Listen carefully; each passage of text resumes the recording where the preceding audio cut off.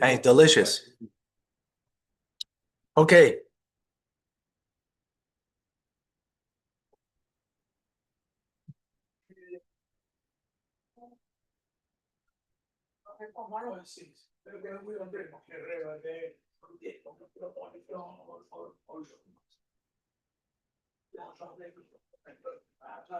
All right, folks.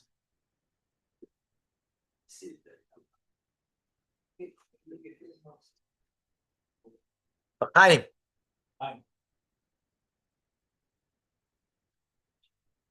Why should you be humble? Or should you? Some will say humility, but some will say humility is a weakness. Others say humility is a strength. But why should you be humble? Humility is not weakness. But okay, Right. fine. So So we got beyond that. right. So But explain to me why you should be humble.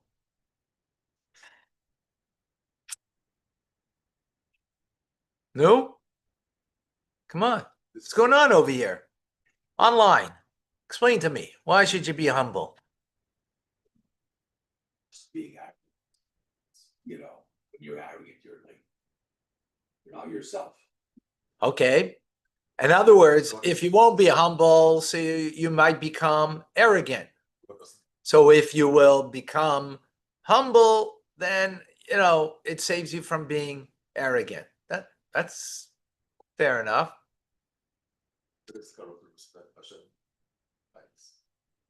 Okay. Appreciates people who are humble, who would be open-minded to listen to obey him, to do his will. So God likes it.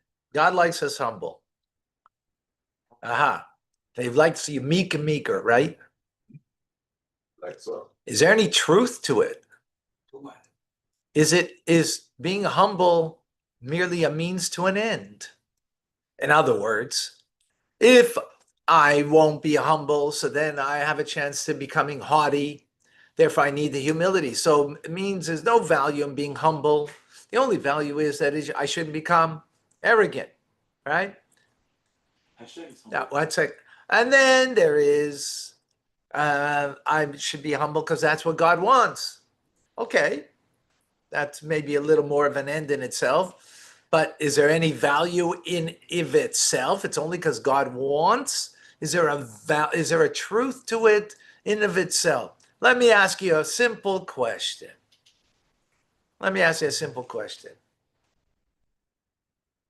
You are an extremely accomplished individual, and truly so. Accomplished in every way you can imagine, spiritually, material world, character-wise. You worked on yourself and so on. So is humility, where's the humility? Because I shouldn't get carried away with myself. Because I might think, there was once a mother got carried away with her son and he thought that it was the son of God. Like, oh, God himself, right? Got carried away. So don't be so full of yourself that your mother thinks, yeah. Oh, son of God, look at that. Got carried away. You don't like that, Ezekiel? But I think it's someone who's really accomplished, like you said, But truly, in every aspect in of every life. aspect, he by definition, he has to be humble. Why? Because if he's working, Because otherwise he couldn't get there? There's no way. It couldn't be accomplished. You have to be somebody who's humble is really Okay. with himself, with Okay. The person knows what he has is not from him directly, it's from Hashem. Everything he has and is directly from Hashem. Okay, good. Welcome to Tanya Today. I'm Rabbi Ronnie Fine, coming to you from Chabad Tzurich and Kadeshim with a great group over here, great group online, discussing important things, right? Should you be humble? So And why should you be humble? What's the purpose of humility? Right? Let us get into this. Today we do the second letter of Igeres HaKodesh, of the holy letters of the Alter Rebbe.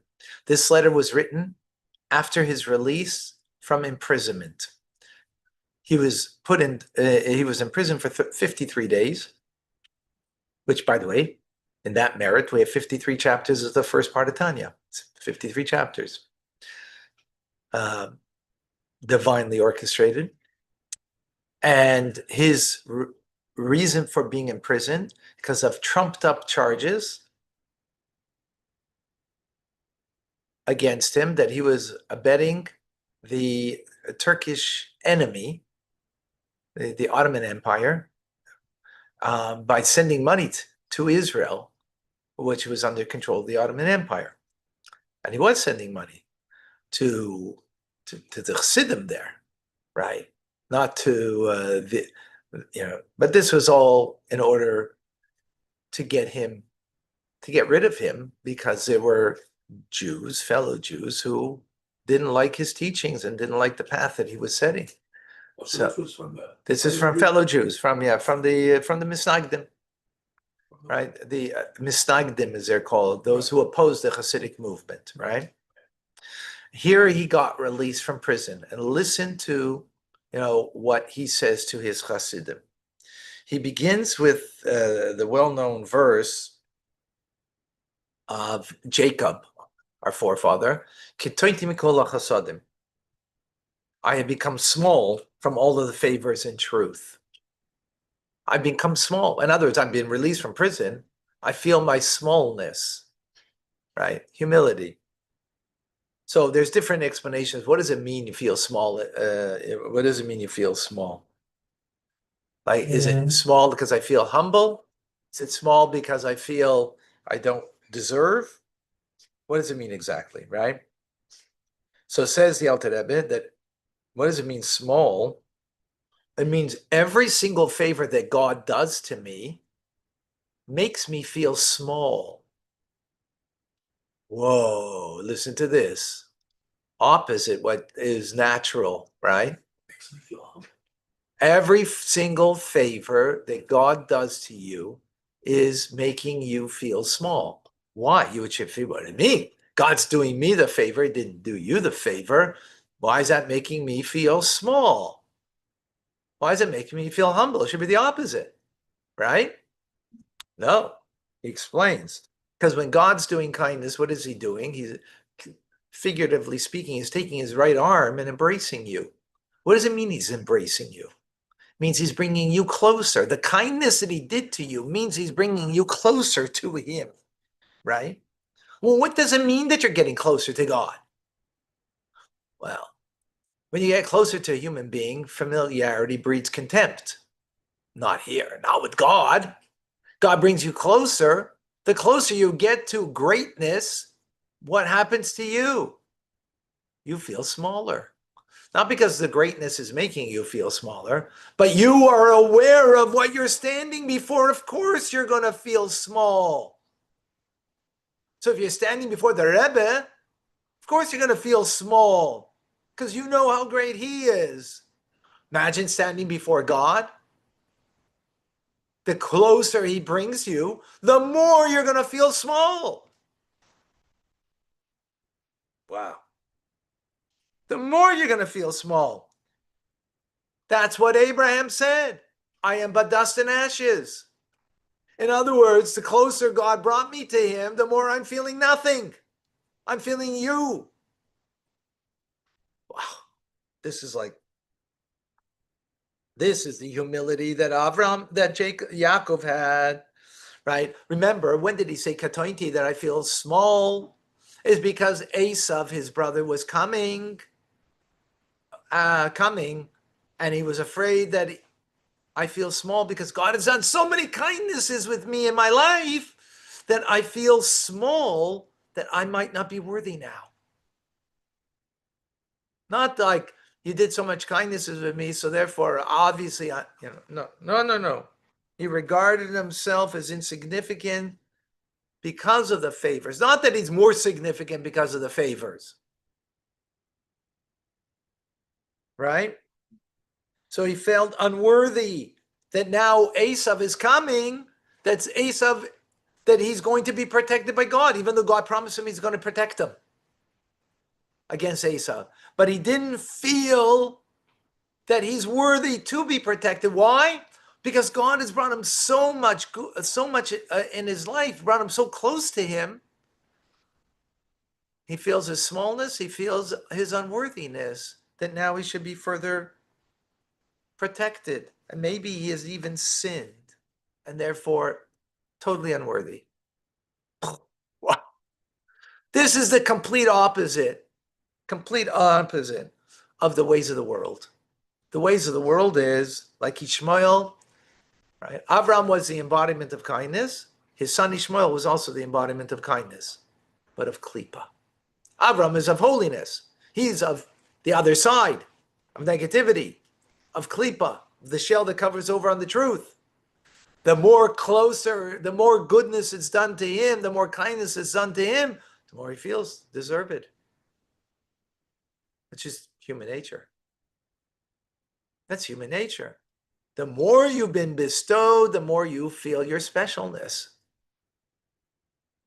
Right? Because after all, you've been bestowed. So obviously, I'm special. Obviously, I'm special. That's Ishmael. That's the nations of the world. The more they get, the more they feel they're deserved. That's klipa. Which then again, of course, will lead to arrogance. Right? By the way, I'm saying this parenthetically because it's not over here, but that's why we Jews have a problem with what it means to be chosen, because we see what other people, when they get chosen, it just makes them arrogant and they want to now, make everybody subservient to them. Right? But here, chosenness is a very different notion. It means you feel your smallness before God, not your greatness. You feel your humility. And therefore, you just feel your sense of servitude, not your sense of being served. Whole different world. Whole different world. And think of this. Now look what he says to his chassidim. Says to his chassidim, accordingly to this, he's making an announcement, a weighty announcement to the Hasidic fraternity regarding the multitude of kindnesses that God has done to us. That he saved me. By saving me is saving us, right? Saving the teachings, saving everything, right? So he says to his Chassidim, hold on to the attribute of Jacob. Hold on to that, right? Which is that after all the favors that had been done, you feel insignificant, unworthy. You feel the humility, right? Which means, therefore, don't let any chassid feel haughty before our brethren. Called them brethren. Who are they? They're opponents to the Alter Rebbe. They're completely, right? They caused him to be arrested. It would have been very happy, God forbid, with anything more than that. So don't even jeer in any way to, feeling haughty towards him. We won, you lost. Not even that. Strict warning, he says, hold your peace, mention nothing. Rather, he says, subdue your spirit and your heart, but the truth of Jacob. B'midas emes liYaakov.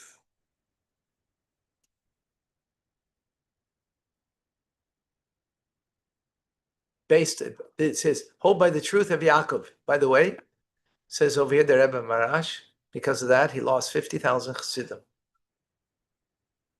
Because to hold by this truth, people don't want to live with the truth. We all want to live with a lie. Because I want to feel I'm special. And that's living with a lie. to hold by this truth, The street meeting, the humility, right? That's a tough thing. he lost 50,000. Lost 50,000 chassidim. Because to live with the truth is a very difficult thing. But this is what he says.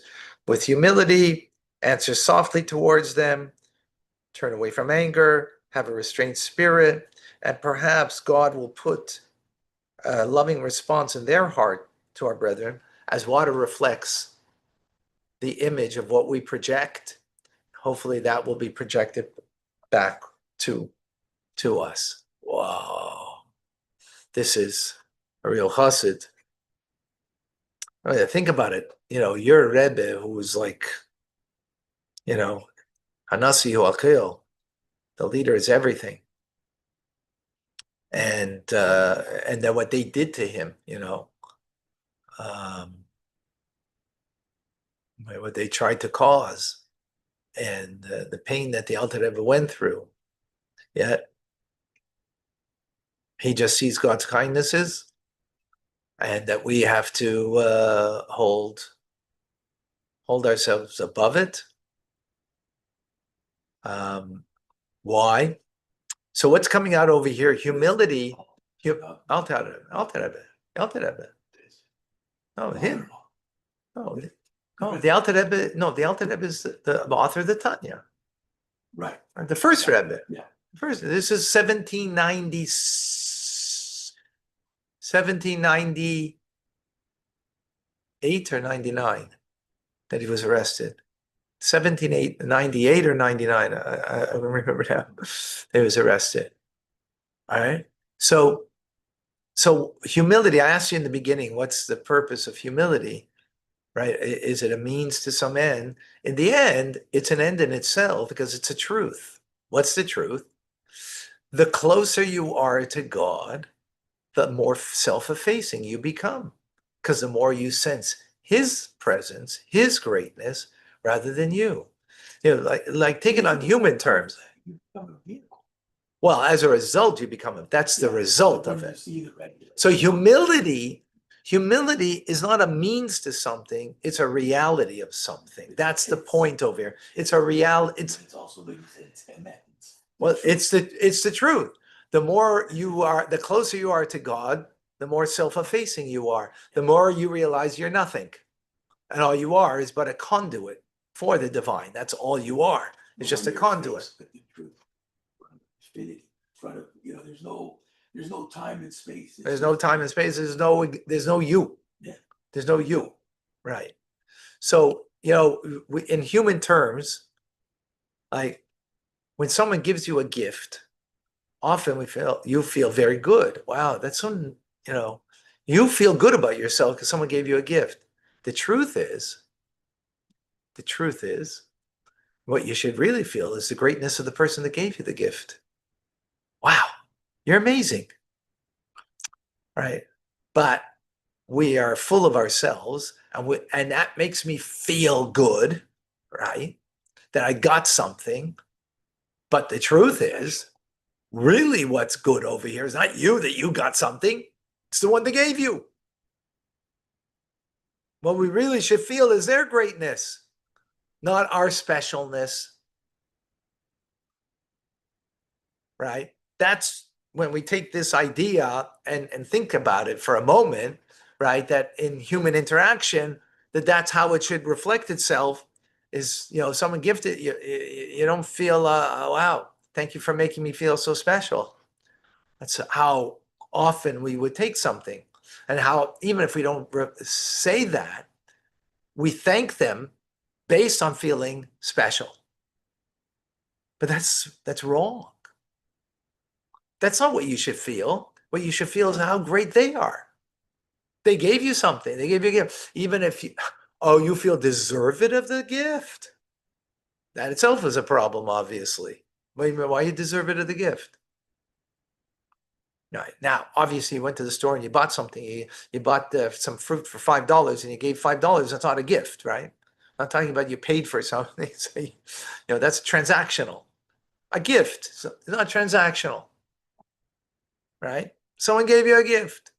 So I'm giving you an example of how in our terms we can, apply this idea over here. Unbelievable. But some people are very uncomfortable getting gifts. Right. Actually, the Talmud tells us, our sages say that Seine Matanis Yichya, someone who hates gifts will live. So here, because what are you hating? Don't first of all, you don't want to come on this. You don't want to come on to somebody. Also, giving a gift is usually, on human terms, there's strings attached. If you gave me a gift, there's something going to be an expectation afterwards. Don't like that idea. Right? That's human. So therefore, you don't like it. You don't want a gift, right?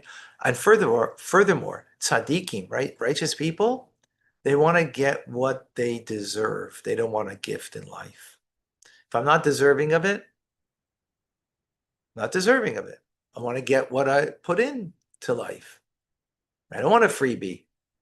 Who wants free? Free feels good, as Pharma Pre used to, right? They used to in their advertising, if you recall, right? And they would end off when you get, because you got points and now you got something for free, right? And free feels good. Who feels good about getting something free? By animal nature. Wants a freebie, right? That's what it wants. But your godly self doesn't want free, because free means I'm not deserving of it. Free means I didn't earn it. Free means I'm just looking out for myself to get what I can. Free exactly means free. I mean, you did nothing for it. You got something for right. that. Yeah. So the righteous don't want that. They want to earn. And that's why, by the way, the righteous are judged in a much more harsh manner, as we see, that Moshe Rabbeinu hits the rock rather than talking to the rock, because everything for them is precise and earned to the utmost. And they want it that way because truth wants that. Truth wants that. A lie wants free. Exactly. We want a free ride. And by the way, I want it. We all looking, for what's easy in life. We're not looking for the challenge. And when the challenge comes, we try to, go the other, take the path of least resistance. We all have that in us. The righteous don't. We do. To be aware of it is what's teaching us over here. So the closer you get to truth, the more you're going to be humble. All right, folks. Amazing stuff. Amazing, amazing. Any questions here? Let me see. I don't see any questions around the table here. Getting in lines.